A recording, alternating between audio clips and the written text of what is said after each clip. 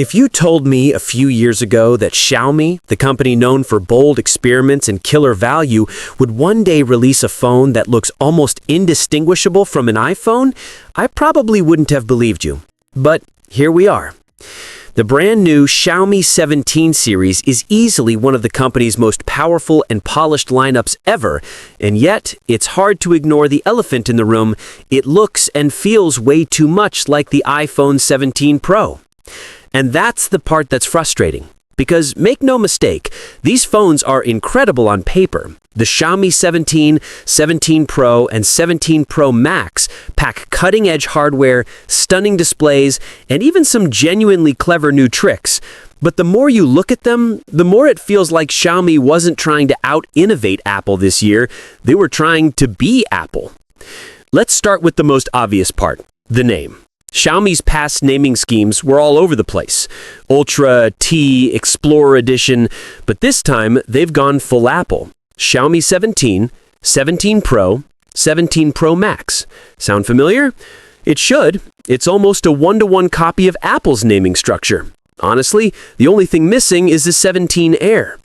But Xiaomi didn't stop there. The design itself is strikingly similar to the iPhone 17 Pro.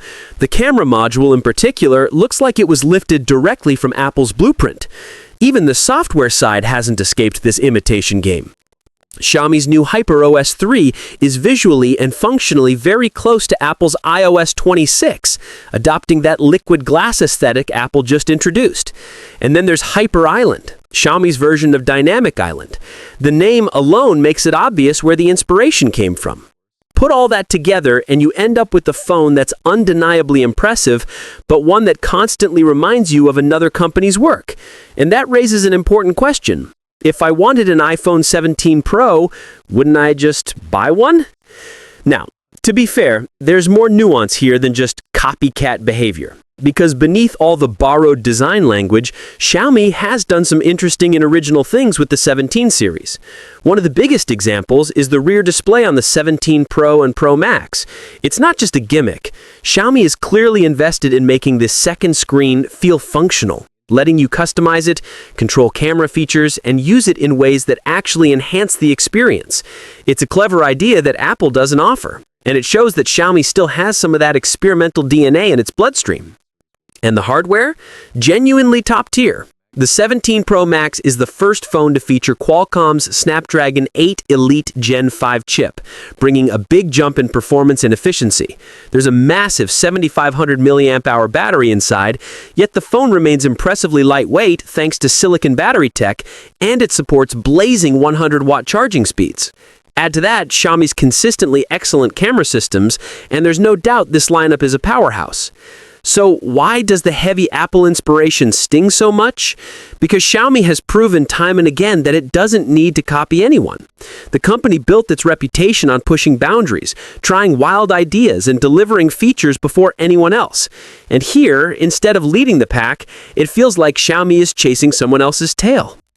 There's also a marketing angle worth considering. Mimicking Apple so blatantly might not be laziness, it could be a calculated move. By designing a phone that looks and feels like an iPhone, Xiaomi ensures it appears in the same conversations, the same comparisons, and even the same search results. It's a bold strategy to get noticed, and judging by how much buzz the 17 series is getting, it's probably working. But still, as a longtime fan of what Xiaomi brings to the table, I can't help but feel a little disappointed. Because underneath all the imitation, there's a truly great phone here. A phone with fresh ideas, industry-leading specs, and thoughtful features.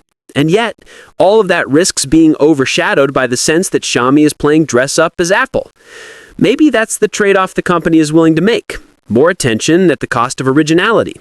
Maybe this is just a temporary marketing stunt, and next year we'll see Xiaomi swing back with something truly distinct. Or maybe this is the new normal.